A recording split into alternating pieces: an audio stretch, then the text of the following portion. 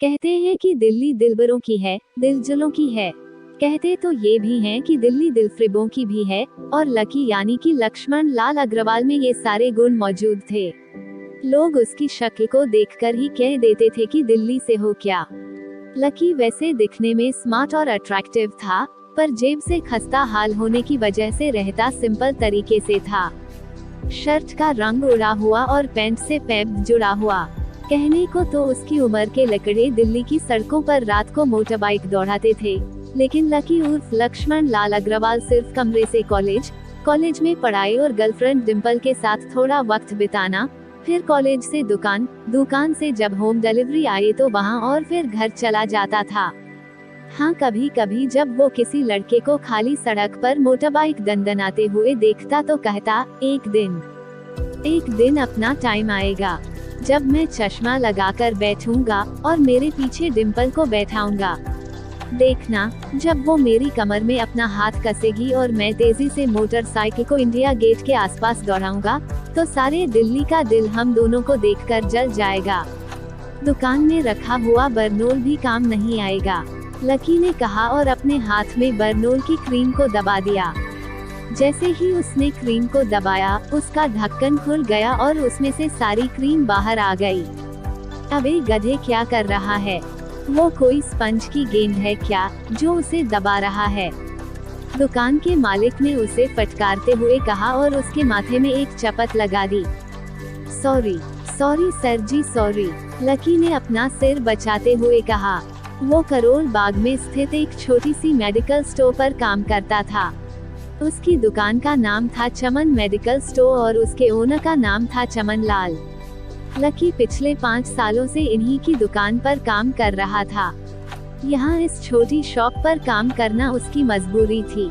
Life में कंगाली की वजह से उसे कॉलेज में पढ़ाई पूरी करने के लिए पार्ट टाइम जॉब करना जरूरी था। उसने कई अच्छी जगह अच्छी तनख्वाह की नौकरी ढूंढी, पर नहीं मिली और वो इस मेडिकल पर ही अटक कर रह गया। गधे, अब इसके पैसे कौन तेरा बाप भरेगा? कटेगा, इसका पैसा भी तेरी तनख्वाह से कटेगा और एमआरपी से डबल कटेगा। चमन ने अपने दांतों को किचमिचाते हुए कहा। गुस्से की वजह से उसकी नाक फूल गई थी और लकी की सांसें। उसने घबराते हुए ओनर से पूछा, एमआरपी से डबल क्यों सर जी? ताकि अगली बार से ऐसी कोई हरकत करने से पहले तू डबल बार सोचे, चमन ने कहा और उसके हाथ से ट्यूब छीन ली। उसका जी तो चाह रहा था कि वो लकी की खोपड़ी पर और एक बार अपना हाथ साफ कर ले, लेकिन उससे पहले ही दुकान का फोन बजने लगा। फोन की घंटी बजते ही लकी को वहां से निकलने का मौका मिल गया और वो भागते हुए फोन उठाने के लिए चला गया।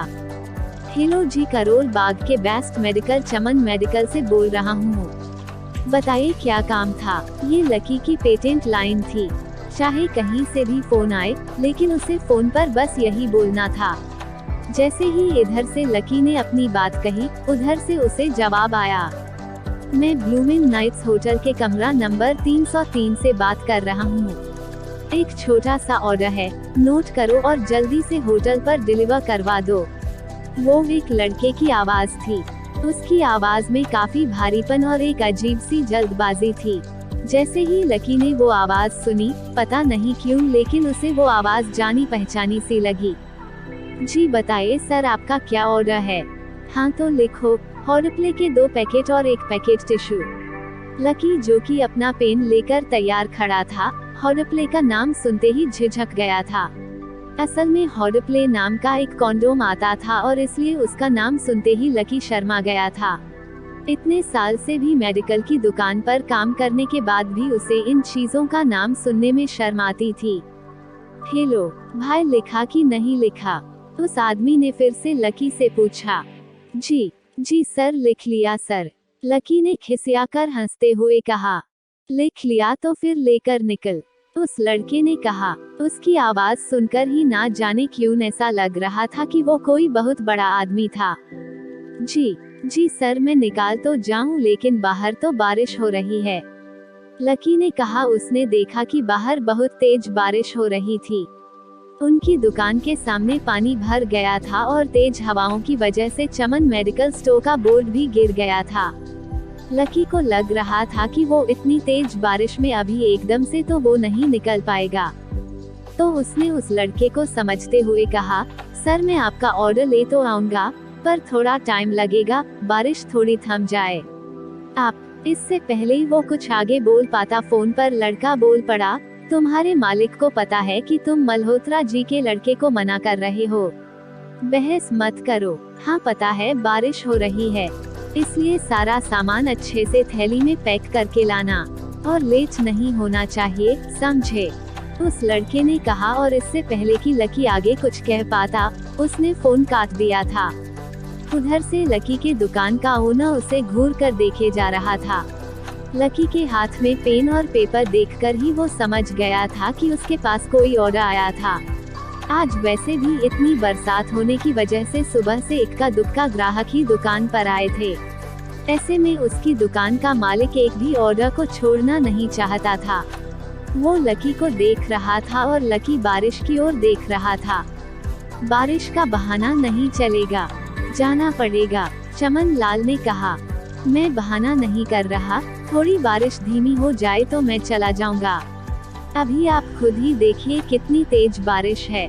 वो पता नहीं कोई मिस्टर मल्होत्रा का बेटा है, कुछ ज्यादा ही जल्दी में था सर जी, मैं साइकिल से तो पहुंच ही नहीं पाऊंगा इतनी जल्दी। लकी ने उनकी ओर देखते हुए कहा। क्या कहा? मिस्टर मल्होत्रा का बेटा? तू मेरी दुकान बंद करवाएगा क्या?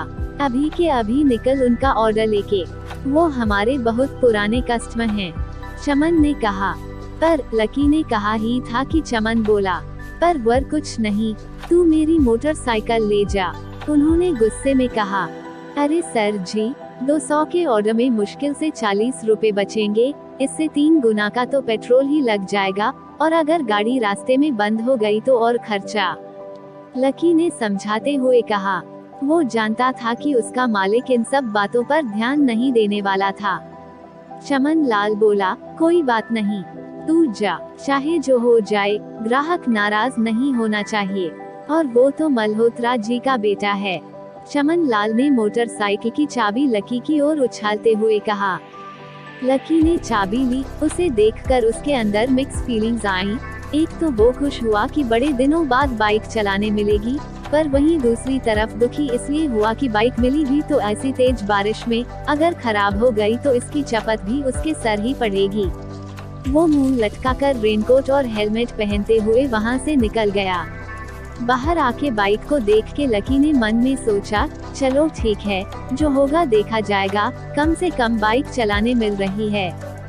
दरअसल लकी इतने साल काम करने के बाद भी अपने लिए एक मोटरसाइकिल भी नहीं खरीद पाया था। लकी की तनख्वाह ही इतनी भर थी कि सिर्फ उसके कमरे का किराया, उसकी साइकिल में डालने वाली हवा का खर्चा, बिजली पानी का बिल और डिम्पल के साथ महीने में 1-2 बार बाहर खाने का खर्चा ही निकल पाता था। उसे डिम्पल की कही बात अक्सर याद आती थी। लकी, अगर अगले 2 महीने में बाइक नहीं खरीदी ना, तो मैं तेरे से ब्रेकअप कर लूंगी देखना। असल में डिम्पल को लकी के साथ बाइक पर घूमने की बड़ी तमन्ना थी। लकी की इस उजाड़ जिंदगी में वही तो एक थी, जिसके लिए जिंदा रहने को उसका जी चाहता था। जब भी वो उससे बाइक की बात करती तो लकी डिम्पल की इस बात को हंसकर टाल देता था। वो अपने मन में इस बात को अच्छे से जानता था कि डिम्पल उससे बहुत प्यार करती थी और वो उसे कभी छोड़कर नहीं जा सकती थी। वो दोनों एक दूसरे में ऐसे घुले मिले थे, जैसे बादल में बरसात घुल जाती थी। लकी को डिम्पल बहुत पसंद थी और वो उसके लिए दुनिया जहां की खुशियां खरीद कर ला देना चाहता था। वो चाहता था कि एक दिन वो डिम्पल को प्लेन में बैठाए, लेकिन उसके ये सब ख्वाब इस कम तनख्वाह की नौकरी की वजह से तो कभी पूरे नहीं होने वाले थे। पर आज उसके पास मौका था। वो डिम्पल को अपने साथ इस बारिश में राजपथ घुमाना चाहता था। वो उसे दिल्ली दिखाना चाहता था। चमन लाल को देने के लिए उसने पहले से बहाना सोच रखा था। बस जल्दी से वो ये डिलीवरी देकर सीधे डिम्पल के पीजी पर ही जाने वाला था। उसने होटल ब्लूमिन नाइट्स के बाहर मोटर बाइक पार्क की और सीधा होटल के अंदर चला गया। लकी ने रिसेप्शन पर पहुंचकर नमस्ते करते हुए रिसेप्शनिस्ट को बोला, जी मैं चमन मेडिकल स्टोर से आया हूँ, रूम नंबर 303 का ऑर्डर था। रिसेप्शन पर खड़ा आदमी उसके हाथ में काली थैली को देखकर ही समझ गया था कि उसमें क्या था और वो मंद मंद मुस्कुराते हुए बोला, 3rd फ्लोर पर है। लिफ्ट से चले जाओ, रेनकोट यहीं उतार देना। जैसा उस आदमी ने कहा, लकी ने वैसा ही किया और लिफ्ट में चढ़ने के कुछ ही देर के बाद वो 3रे माले पर पहुंच गया था। वो रूम नंबर 303 के बाहर पहुंचा और उसने डोरबेल बजाई। जैसे ही दरवाजा खुला, लकी ने थैली आगे बढ़ाते हुए कहा, नमस्ते, मैं चमन मेडिकल स्टोर से लकी, ये आपका। उद्धरण चिन्ह। इससे पहले कि लकी आगे कुछ कह पाता, उसकी आंखें फटी की फटी रह गई थीं।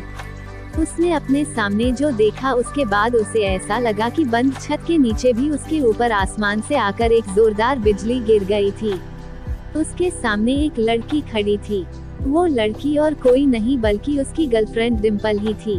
उसने एक पर्पल कलर का नाइट गाउन पहना हुआ था। उसके काले घने बाल गीले थे और उसने उन्हें अपने कंधों पर फैला रखा था। उसकी खुशबू से ही ये चीज साफ पता चल रही थी कि वो अभी अभी नहाकर आई थी। डिम्पल, तुम यहाँ क्या कर रही हो? लकी को अपनी आँखों पर विश्वास ही नहीं हो रहा था। उसने 2 बार अपनी पलकें झपकाकर देखा, लेकिन दोनों बार उसे अपने सामने डिम्पल ही नजर आई। तुम यहाँ क्या मेरा पीछा करते हुए आए हो? डिम्पल ने उल्टा उसी के ऊपर पलटवार करते हुए कहा। लकी को देखकर उसके दिल की धड़कन भी तेज हो गई थी। उसे उम्मीद नहीं थी कि लकी यहाँ आ जाएगा। उसने ना तो सुबह से उसे फोन किया था और ना ही उसके मैसेज का कोई जवाब दिया था। वो अपने मन में सोचकर बैठी थी कि वो अगले दिन खुद ही उससे मिलकर बोल देगी कि उसकी तबीयत खराब थी। डिम्पल बेबी, क्या हो गया? किससे बात कर रही हो? अचानक से एक गब्रू जवान सा लड़का दरवाजे के पास आकर खड़ा हो गया था। उसने बनियान और चड्ढा पहना हुआ था। लकी उसे पहचान गया था। साले राहुल के बच्चे, तेरी हिम्मत कैसे हुई मेरी डिम्पल को हाथ लगाने की? लकी ने जैसे ही राहुल को देखा, उसके तन बदन में मानो आग लग गई थी। वो उसे इस वक्त इतना बुरा मारना चाहता था, इतना बुरा पीटना चाहता था जिसकी कोई हद नहीं थी। लकी जिस कॉलेज में पढ़ता था, राहुल और डिम्पल भी उसी में पढ़ते थे और वो कॉलेज राहुल के फादर का ही था। डिम्पल ने राहुल के पिता की एक कंपनी में जॉब पकड़ ली थी और राहुल उस पर बहुत लाइन मारता था। लकी ने 1-2 बार डिम्पल को उससे दूर रहने के लिए भी कहा था, लेकिन डिम्पल ने उसे ये कहकर टाल दिया था कि वो सिर्फ अच्छे दोस्त थे। आज भी इससे पहले कि वो आगे बढ़ता, डिम्पल उन दोनों के बीच में आ गई थी। रुक जाओ, डिम्पल ने गुस्से में कहा और लकी के सीने पर हाथ रखकर उसे रोक दिया। लकी लंबी सांसें ले रहा था और कुछ ही सांसों के बाद उसका गुस्सा शांत हो गया था। अब डिम्पल के पास भी छुपाने के लिए कुछ नहीं रह गया था, इसलिए उसने लकी से कहा, लकी, आज से तुम्हारा मेरा ब्रेकअप। लकी के पैरों के नीचे से जमीन खिसक गई थी। उसकी आँखें नम हो गई। लकी को उसकी बातों पर विश्वास ही नहीं हो रहा था। उसने डिम्पल की ओर देखा और बोला, डिम्पल, हम पिछले 1 साल से एक दूसरे के साथ हैं और तुम हो कि मुझसे ब्रेकअप करना चाहती हो। अरे मैं तो तुम्हारे लिए नई बाइक भी लेने वाला था। चल रहने दे, आज ही याद आ रही है तुमको बाइक की। अरे तेरे पास मुझे बाहर घुमाने के, खिलाने पिलाने के पैसे तो है नहीं। तू कहाँ से लेगा बाइक, और अगर ले भी लेगा तो उसमें पेट्रोल कहाँ से डलवाएगा? तेरी 8,000 रुपए महीने की नौकरी से ये सब नहीं होने वाला है, समझे? लोग हंसते हैं मेरे ऊपर जब मैं सरोजनी में तेरे साथ घूमती हूँ। मैं ऐसी लाइफ नहीं जीना चाहती लकी। मैं तेरी तरह गरीब नहीं रहना चाहती। तूने मुझे फंसाया था, उल्लू बनाया तूने मुझे, इसलिए मैंने राहुल से मैचअप कर लिया है। आज से यही है मेरा बॉयफ्रेंड। डिम्पल ने गुस्से में कहा। अच्छा, तो बेबी यही है तुम्हारा वो बेकार सा एक्स बॉयफ्रेंड? राहुल ने पूछा और डिम्पल के बगल में आकर खड़ा हो गया। फिर उसने लकी के हाथ से थैली उठाई और उसमें से हॉटप्ले का पैकेट निकालकर उसे चिढ़ाने के लिए उसे हवा में लहराने लगा। बाप रे, इससे बदकिस्मत इंसान इस दुनिया में और कौन होगा? राहुल ने उसकी टांग खींचते हुए कहा। लकी के पास उसकी बात का कोई जवाब नहीं था। उसने गुस्से से डिम्पल को देखा और अपनी हाथों की मुट्ठी भींच ली, फिर वहाँ से निकल गया। अबे पैसे तो ले जा, सब कुछ फ्री ही दे जाएगा क्या? राहुल ने जोर से ठहाका लगाते हुए कहा, लेकिन लकी बिना उसकी बात सुनते हुए ही निकल गया। उसके दिमाग में डिम्पल के कहे शब्द गूंज रहे थे। उसने कभी सपने में भी नहीं सोचा था कि डिम्पल उसके साथ ऐसा भी कुछ कर सकती थी। जिस इंसान के लिए वो इतना कुछ करना चाह रहा था, उसे उसकी कोई कदर ही नहीं थी। लकी इतना हताश हो गया था कि बुरी तरह से रोने लगा था। इस बार वो लिफ्ट से नहीं बल्कि सीढ़ियों से नीचे उतरा और एक एक सीढ़ी उतरने के साथ उसके आंसू आंखों से छलकते जा रहे थे। जब उसकी आवाज सुनकर कुछ लोग अपने कमरे से बाहर आए, तो लकी ने तुरंत अपने आंसू पोंछे और तेजी वहां से भाग गया। उसे जिंदगी में पहली बार प्यार हुआ था और पैसों की कमी की वजह से न सिर्फ उसका प्यार बल्कि उसकी पूरी जिंदगी बर्बाद हो गई थी। जैसे ही लकी बाहर आया तो उसने देखा कि बाहर अंधेरा हो गया था। आसमान में तेज बिजली कड़की और बारिश जो थोड़ी थमी थी एकाएक फिर झमाझम बरसने लगी। ये देख लकी के थमे हुए आंसू एक बार फिर छलक गए। उसका दिल बुरी तरह टूट चुका था, लेकिन उसे इस बात की खुशी भी हो रही थी कि आखिर आज उसे डिम्पल का असली चेहरा नजर आ गया था। वो तो उसके साथ घर बसाने की सोच रहा था, लेकिन अच्छा हुआ कि उसने पहले ही उसका घर बर्बाद होने से बचा लिया। लकी को दुख तो बहुत हो रहा था, पर उसे ये भी लग रहा था कि आगे चलकर यही दुख उसे खुशी देने वाला था। लेकिन और एक चीज थी जो लकी को परेशान कर रही थी। वो थी उसकी माली हालत। उसकी जेब इतनी तंग थी कि उसे फटी हुई जेब की पेंट पहनकर घूमना पड़ता था। कभी कभी तो लकी सिर्फ रोटी खाकर दिन काट देता था। वो कब से कोशिश कर रहा था कि कोई अच्छा काम पकड़ सके, लेकिन उसे कहीं कोई काम देने को राजी नहीं था। उसने टूटे हुए दिल को दिलासा देते हुए मन में सोचा कि डिम्पल पर होने वाले खर्चे बच जाने से शायद उसके हालात कुछ सुधर जाएंगे, पर फिर भी वो रातों रात रईस नहीं हो जाने वाला था।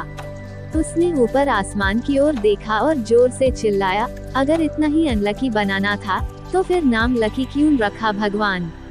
वो जितनी जोर से चिल्ला सकता था उतनी जोर से चिल्लाया। उसकी आवाज से आसपास खड़े लोग एक बार को डर गए थे। लकी ऊपर ही देख रहा था और उसके आंसू बारिश के पानी के साथ मिल गए थे। जैसे ही वो फूटकर रोने को था, तभी उसके फोन पर एक मैसेज आया। जैसे ही लकी ने अपना फोन निकालकर उस मैसेज को पढ़ना शुरू किया, उसकी तो आंखें चमक गई। अचानक से उसके आंसू हंसी में बदल गए और वो जोर जोर से वहीं सड़क पर नाचने लगा था। उस मैसेज में लिखा था, परिवार की रिसर्च और परिवार के निर्णय के हिसाब से अग्रवाल परिवार का वारिस लक्ष्मण लाल अग्रवाल उर्फ लकी ने गरीबी अभ्यास की परीक्षा को पास कर लिया है और आज से ही वो उस जमीन और उस जायदाद का मालिक हो जाएगा जो परिवार ने उसके नाम कर रखी थी। उस मैसेज को पढ़ने के बाद भर बरसात में भी उसका चेहरा सूरज की तरह खिल उठा था। लकी ने इस मैसेज को पढ़कर खत्म किया ही था कि उसके फोन पर बारिश की बूंदें जमा होने लगी थी। लकी ने थोड़ी देर की खुशी मनाने के बाद याद किया कि वो सच में गरीब नहीं था। असल में उसके परिवार ने उसे एक परीक्षा में डाल दिया था जिसका नाम था गरीबी अभ्यास परीक्षा। इस परीक्षा के तहत लकी को अग्रवाल खानदान में उसके नाम की जमीन और जायदाद पर तब तक हक नहीं मिलने वाला था जब तक कि वो इस परीक्षा को पास नहीं कर लेता। अचानक से उसे याद आया कि वो गरीब नहीं था बल्कि गरीब होने की परीक्षा दे रहा था। हालांकि परीक्षा देते देते उसे 8 साल हो गए थे, इसलिए उसे ऐसा एहसास हो रहा था कि वो कभी परीक्षा को पास नहीं कर पाएगा और हमेशा हमेशा के लिए गरीब ही रह जाएगा। अच्छा हुआ चली गई, अब मिलना कभी। लकी ने होटल की तीसरी मंजिल के ओर देखा और पानी के अंदर ही अपना पैर पटक दिया। वो डिम्पल को कोस रहा था। उसने अपनी मोटरसाइकिल उठाए और फिर से चमन मेडिक स्टोर जाने के लिए मुड़ने लगा। अगले दिन जब लकी की आंख खुली तो वो सीधा उठा और तैयार हो शहर के सबसे बड़े बैंक न्यू सिटी बैंक पहुंचा। न्यू सिटी बैंक न सिर्फ शहर का सबसे बड़ा बैंक था बल्कि वो सबसे अमीर बैंक भी था। वहां पर शहर के सबसे अमीर लोगों के ही पैसे जमा किए जाते थे। लकी वहां पैसे को निकलवाने के लिए जा रहा था। New city bank south Delhi में बसा हुआ था और उसके दरवाजे के बाहर महंगी से महंगी गाड़ी खड़ी हुई थी। भाई अब इसमें से कौन सी गाड़ी लेगा? लकी ने मन ही मन सोचा। उसे यकीन नहीं हो रहा था कि कल तक वो एक मोटरसाइकिल तक नहीं खरीद पा रहा था और आज वो एक कार, और वो भी इतनी महंगी कार खरीदने की सोच रहा था। फिर उसने अपनी नज़र गाड़ी पर से हटाई और बैंक के अंदर जाने लगा। उसने देखा कि बाहर बहुत भीड़ थी और महंगे से महंगे कपड़े पहने हुए लोग बैंक के अंदर जा रहे थे। कहाँ दवाओं की बदबू और कहाँ ये खुशबू। उसने एक बहुत ही गहरी सांस के अंदर ज्यादा से ज्यादा खुशबू को समेटने की कोशिश करते हुए अपने मन में सोचा। लेकिन अगले ही पल उसके मन में संकोच पैदा हो गया था। रातों रात लकी की किस्मत तो बदल गई थी, लेकिन रातों रात वो अपने कपड़े नहीं बदल पाया था। इतने बड़े बैंक में वो वही कपड़े पहनकर आ गया था जो वो अक्सर अपने काम पर पहनकर जाता था। पैसे लेते ही सबसे पहले नए कपड़े खरीदने हैं, लकी ने अपने आप से कहा और फिर बैंक के अंदर दाखिल होने लगा। जैसे ही उसने दरवाजे को धक्का दिया, उसे आवाज आई, आउच। लकी थोड़ा सा हड़बड़ी में दिखाई दे रहा था और इस जल्दबाजी के चक्कर में वो एक लंबे बाल वाली लड़की से जा टकराया था, जो कि उसके बगल में ही चल रही थी। माफ करना, मैं आपको देख नहीं पाया। लकी ने तुरंत उससे हाथ जोड़कर माफी मांगते हुए कहा। उस लड़की ने इतने अच्छे कपड़े पहन रखे थे कि उसे देखकर ही लग रहा था कि वो किसी अमीर घराने की लड़की थी। इसलिए सॉरी बोलते वक्त ना चाहते हुए भी लकी के हाथ उसके सामने जुड़ गए थे। लेकिन जब उस लड़की ने लकी के कपड़ों और उसके हुलिये को देखा तो उसने अपनी नाक बोन सिकोड़ ली। वो लगभग हर रोज इस बैंक में आया और जाया करती थी, लेकिन उसने आज तक इस बैंक के अंदर लकी जैसे फटीचा आदमी को घुसते हुए नहीं देखा था। उसके बालों में से आंवले के तेल की गंध आ रही थी। उसने गुस्से भरी नजरों से लकी को देखा और बोली, क्यों नहीं देख पाए? मैं क्या ट्रांसपेरेंट हूँ? तुम्हें इतनी बड़ी लड़की दिखाई नहीं देती? इससे पहले कि बात आगे बढ़ती, उस लड़की ने देखा कि इस बैंक की मैनेजर यास्मीन पटेल उन दोनों की ओर बढ़ी चली आ रही थी। उसने भी लकी को देखकर वैसी ही शक्ल बनाई थी जैसी शक्ल उस लंबी लड़की ने बनाई थी। I am so sorry miss, आपको कहीं लगी तो नहीं? यास्मीन ने उस लड़की से पूछा और फिर घिन भरी नजरों से लकी की ओर देखने लगी। लकी तमतमाती आंखों से उन दोनों को देखे जा रहा था। वो जानता था कि उसने इतनी जोर से भी दरवाजा नहीं खोला था कि उसे चोट लग जाएगी, लेकिन असल में उसे ये नहीं मालूम था कि वो लोग उसे नहीं बल्कि उसके कपड़ों को देख रहे थे। यास्मीन ने लकी को ऊपर से नीचे तक देखा और ना जाने क्यों उसके मन में शक पैदा हो गया। क्या आप मुझे बता सकते हैं कि आप यहाँ पर किस काम से आए हैं? यास्मीन ने बड़ी मुश्किल से अपने चेहरे पर एक मुस्कान लाते हुए कहा। वो उसका हुलिया देखते ही समझ गई थी कि वो यहाँ का कस्टमर नहीं था। लकी ने अपने आप को संभाला और कहा, हाँ मैं वो अपना पैसा निकालने के लिए आया था। पैसा निकालने के लिए आए हो? यास्मीन ने लकी की ही बात को दोहराते हुए कहा। वैसे तो वो लकी की बात पर जोर से हंसना चाहती थी, लेकिन उसने अपने आप को थोड़ा सा काबू में कर लिया था। लकी की बात सुनकर उसे लग रहा था कि वो कोई पागल था जो यहाँ जबरदस्ती घुसा चला आया था। हाँ तो क्या आपके पास कार्ड है? यास्मीन ने उससे आगे पूछा। न्यू सिटी बैंक का कार्ड हासिल करना एक बहुत ही मुश्किल काम था। अगर किसी को भी उस बैंक का कार्ड लेना था तो सबसे पहले उस आदमी को अपने खाते में 5 लाख रुपए पहले से जमा करवा कर रखने पड़ते थे, तब जाकर उसे कहीं कार्ड मिलता था। लेकिन लकी तो पहली ही बार यहाँ आ रहा था, इसलिए उसके पास कार्ड होने की कोई संभावना नहीं थी। लकी जब यास्मीन के सवाल का जवाब नहीं दे पाया तो यास्मीन ने फिर से उससे पूछा, मैं पूछ रही हूँ क्या आपके पास कार्ड है? वो समझ गई थी कि लकी पागल ही था जो कहीं से भागकर सीधा उनके बैंक में आ गया था। नहीं, लकी ने उसके सवाल का जवाब दिया और वो फिर से इधर उधर देखने लगा। जैसे ही उस लंबे बालों लड़की ने लकी का जवाब सुना तो वो खिलखिलाकर हंस पड़ी। यास्मीन को तो सिर्फ लग रहा था कि वो पागल है, लेकिन वो लड़की तो अपने मन में मान ही चुकी थी ये लड़का कोई पागल है जो कहीं झोपड़पट्टी से यहाँ आ गया है। इससे पहले कि आगे कोई कुछ कह पाता, उस लंबे बालों वाली लड़की के पिता वहाँ आए और बोले, चलो बेटी। उनके हाथ में कुछ कागजात थे। लकी ने देखा कि उन्होंने महंगा सा सूट पहन रखा था। उस लड़की ने यास्मीन के दोनों हाथों को पकड़ा और बोली, यास्मीन देखो, अगर इस तरह के सड़क छाप लोग तुम्हारे बैंक में ऐसे ही घुसे चले आने लगे और बाकी के कस्टमर्स को परेशान करने लगे तो इससे तुम्हारे बैंक की इमेज और उसके शेयर को काफी नुकसान होगा। एक मैनेजर होने के नाते तुम्हें इन सब चीजों का ध्यान रखना चाहिए। मुझे उम्मीद है कि आगे मेरे साथ ऐसा कुछ नहीं होगा, उस लड़की ने कहा और अपने पिता के साथ बैंक से बाहर निकल गई। अपना ध्यान रखना कोयल मैडम, मैनेजर ने उसे उसकी गाड़ी तक छोड़ने के लिए आते हुए कहा। आज तो वो बाल बाल बच गई थी। कोयल और उसके पिता इस बैंक के सबसे पुराने और सबसे वफादार कस्टमर थे। अगर आज यास्मीन उन्हें नाराज कर देती और वो उसके बैंक से अपना खाता बंद करवा देते तो शायद यास्मीन की नौकरी जा सकती थी, और ये सब हो रहा था उस पागल लकी की वजह से। इसे जल्द से जल्द यहाँ से भगाना पड़ेगा, यास्मीन ने अपने आप से कहा और फिर से बैंक के अंदर आने लगी।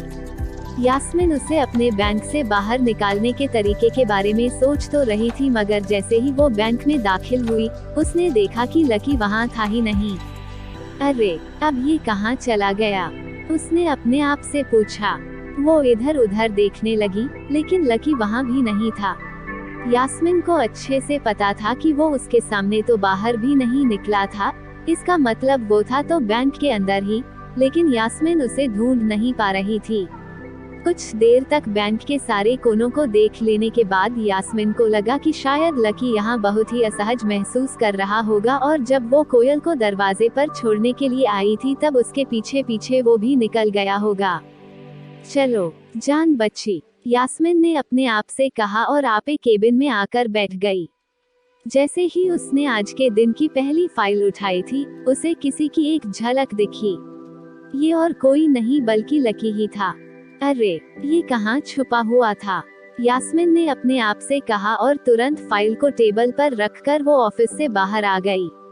उसने देखा कि लकी बैंक के वीआईपी लॉन्ज के बाहर खड़ा था और उसके खंभे की आड़ की वजह से वो यास्मीन की नजर से बाहर हो गया था।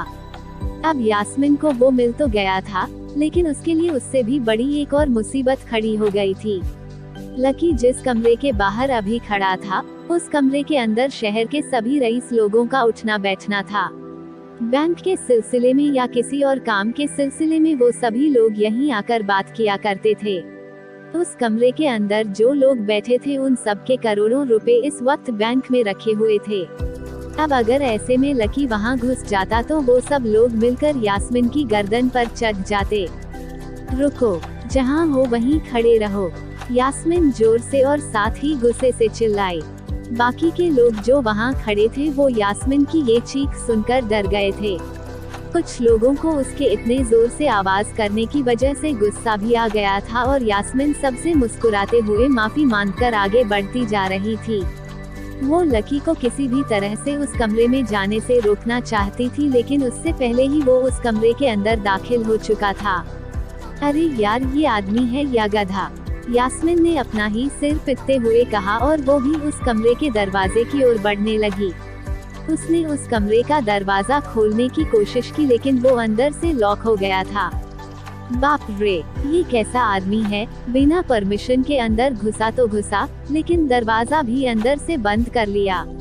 अब यास्मीन की सांस फूलती जा रही थी, उसे बहुत डर लग रहा था।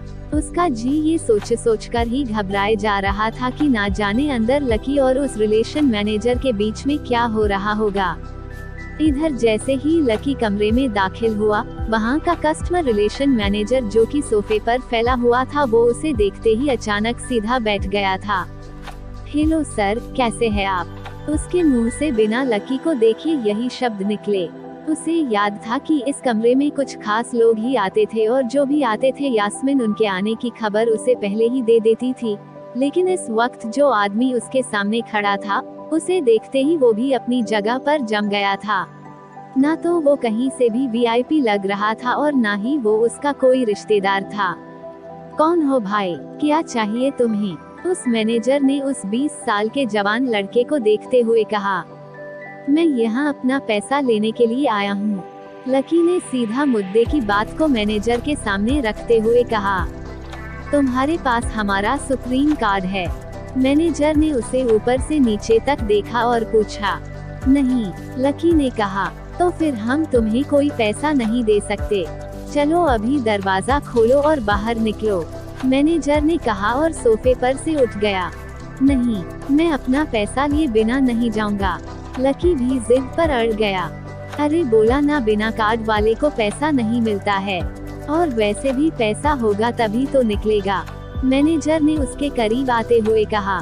पैसा है तभी तो निकालने आया हूँ, लकी ने कहा। देख, फालतू की बहस मत कर सुबह सुबह और चुपचाप निकल जा, वरना मैं सिक्योरिटी को बुला लूंगा तो वो लोग मार मार कर बाहर निकालेंगे।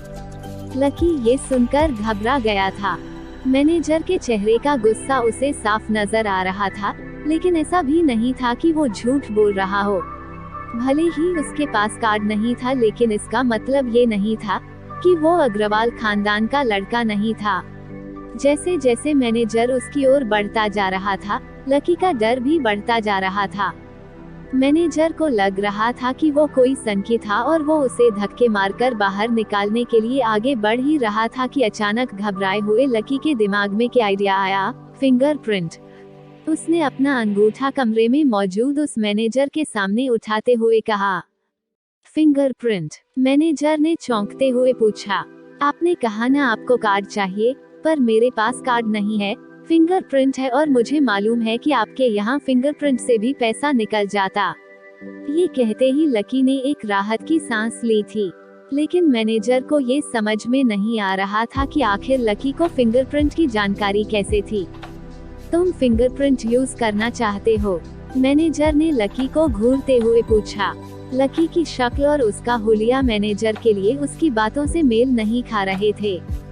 हाँ, लकी ने सीना चौड़ा करते हुए कहा। उसे इस तरह देख तो मैनेजर और भी कंफ्यूज हो गया था। मैनेजर ने सोचा कि उसे एक चांस देना चाहिए, इसलिए उसने लकी को फिंगरप्रिंट इस्तेमाल करने की इजाजत दे दी थी। वो अपनी टेबल के पास गया और उसके दराज में फिंगरप्रिंट वाली मशीन ढूंढने लगा। 2-3 ड्रोवर्स में झांकने के बाद आखिरकार उसे वो मशीन मिल गई थी। चुपचाप यहाँ पर अंगूठा लगाओ, मैनेजर ने मशीन को आगे बढ़ाते हुए कहा। लकी ने अपनी फटी हुई पैंट के पिछले हिस्से अपना अंगूठा पोंछा और फिर उस मशीन पर लगा दिया। 2 सेकंड के बाद मशीन में से एक आवाज आने लगी। उसके अंदर एक लाल बत्ती जल रही थी और वो जोर जोर बीप कर रही थी। तुम्हारा फिंगरप्रिंट मैच नहीं कर रहा है। मैनेजर ने लकी को ऐसे देखा जैसे वो कोई बड़ा अपराधी था। मैनेजर उसकी पैंट की ओर देखने लगा। उसे लग रहा था कि लकी ने अपनी जेब में कोई हथियार छुपा रखा था और वो मैनेजर को बेवकूफ बना रहा था। इससे पहले कि लकी अपनी जेब से कोई बंदूक या बम निकालता, मैनेजर ने अपना फोन निकाला और पुलिस का नंबर लगाने लगा। लकी ने उसकी स्क्रीन पर देख लिया था कि वो 100 नंबर पर फोन लगा रहा था। लकी बुरी तरह से घबरा गया था। वो बहुत ही उत्साह और जोश में अंदर तक तो चला आया था, लेकिन उसे मालूम नहीं था कि वो इतनी बड़ी मुसीबत में फंसने वाला है।